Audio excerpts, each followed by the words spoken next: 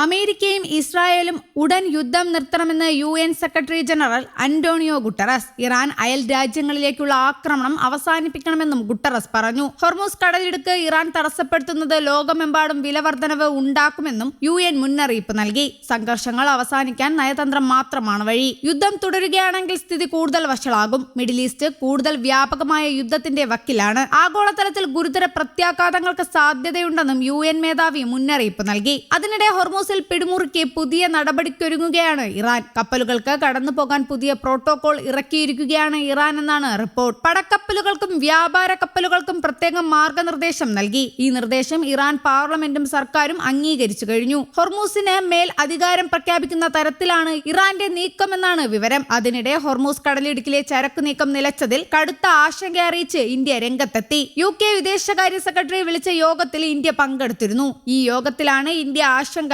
അറിയിച്ചത്. നയതന്ത്ര നീക്കത്തിലൂടെ സമാധാനം പുനഃസ്ഥാപിക്കണമെന്നും ഇന്ത്യയുടെ നാവികരാണ് ആക്രമണത്തിൽ കൊല്ലപ്പെട്ടതെന്നും വിദേശകാര്യ സെക്രട്ടറി വിക്രം മിശ്രി ചൂണ്ടിക്കാട്ടി. അതേസമയം ഹോർമൂസ് കടലിടുക്ക് തുറക്കാൻ UKയുടെ നേതൃത്വത്തിൽ വിളിച്ചു ചേർത്ത 35 രാജ്യങ്ങളുടെ യോഗം പൂർത്തിയായി. ബാബ് അൽ മന്ദബും യോഗത്തിൽ ചർച്ചയായി. യുദ്ധം തുടരുന്ന സാഹചര്യത്തിൽ ഏപ്രിൽ മാസത്തിലെ സ്കൂൾ ബസ് ഫീസ് ഒഴിവാക്കി UAEയിലെ കൂടുതൽ സ്കൂളുകൾ രംഗത്തെത്തിയിട്ടുണ്ട്. പേസ് ഗ്രൂപ്പും തീരുമാനം രക്ഷിതാക്കളെ അറിയിച്ചു. അതേസമയം ഹോർമൂസ് കടലിടുക്കിലൂടെയുള്ള കപ്പൽ ഗതാഗതം സംരക്ഷിക്കണമെന്ന ബഹ്റൈന്റെ പ്രമേയത്തിൽ വോട്ടെടുപ്പ് നാളെ നടക്കും. ഇന്ന് UN സുരക്ഷാ കൗൺസിലിൽ നടക്കാനിരുന്ന വോട്ടെടുപ്പാണ് നാളത്തേക്ക് മാറ്റിയത്. വാണിജ്യ കപ്പൽ ഗതാഗതം സംരക്ഷിക്കുന്നതിന് ആവശ്യമായ എല്ലാ പ്രതിരോധ മാർഗങ്ങളും ഉപയോഗിക്കാൻ രാജ്യങ്ങളെ അധികാരപ്പെടുത്തണമെന്നതാണ് പ്രമേയം. അതേസമയം ബലപ്രയോഗത്തെക്കുറിച്ച് പരാമർശിക്കുന്ന ഏതൊരു പ്രമേയത്തെയും എതിർക്കുന്നുവെന്ന് ചൈന പറഞ്ഞു. പ്രമേയത്തിന് GCC രാജ്യങ്ങളുടെ പിന്തുണയുണ്ടെങ്കിലും വീറ്റോ അധികാരമുള്ള ചൈനയും റഷ്യയും സ്വീകരിക്കുന്ന നിലപാടും നിർണായകമാണ്.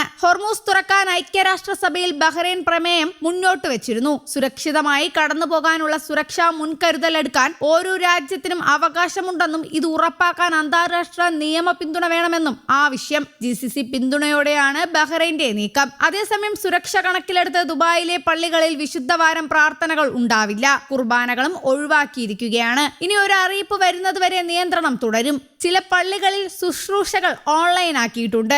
അതേസമയം ഇറാന് പുതിയ ഭീഷണിയുമായി അമേരിക്കൻ പ്രസിഡന്റ് ഡൊണാൾഡ് ട്രംപ് രംഗത്തെത്തി. ഇറാന്റെ അടിസ്ഥാന സൗകര്യങ്ങൾ ലക്ഷ്യമാക്കി ആക്രമണം നടത്തുമെന്ന് ട്രംപ് മുന്നറിയിപ്പ് നൽകി. ഇറാനിലെ ഏറ്റവും വലിയ പാലം ആക്രമിച്ച് തകർത്ത ശേഷമായിരുന്നു മുന്നറിയിപ്പ്.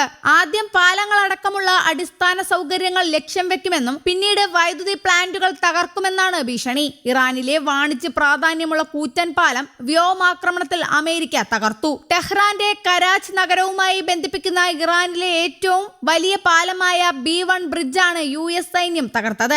ആക്രമണത്തിൽ 8 പേർ കൊല്ലപ്പെട്ടു. 95ഓളം പേർക്ക് പരിക്കേറ്റതായി അന്താരാഷ്ട്ര മാധ്യമങ്ങൾ റിപ്പോർട്ട് ചെയ്തു. പാലത്തിന് നേരെ 2 തവണ ആക്രമണങ്ങൾ നടന്നതായി ഇറാൻ സ്റ്റേറ്റ് മീഡിയ സ്ഥിരീകരിച്ചു. ആക്രമണത്തിൽ പരിക്കേറ്റവരെ സഹായിക്കാനും രക്ഷാപ്രവർത്തനം നടത്താനും എത്തിയവർക്കാണ് രണ്ടാമത്തെ ആക്രമണത്തിൽ പരിക്കേറ്റത്. പാലത്തിലൂടെ യാത്ര ചെയ്തിരുന്ന ഇറാൻ സ്വദേശികളും പ്രദേശത്തെ താമസക്കാരുമാണ് ആക്രമണത്തിൽ കൊല്ലപ്പെട്ടത്. News desk Kerala Kaumudi.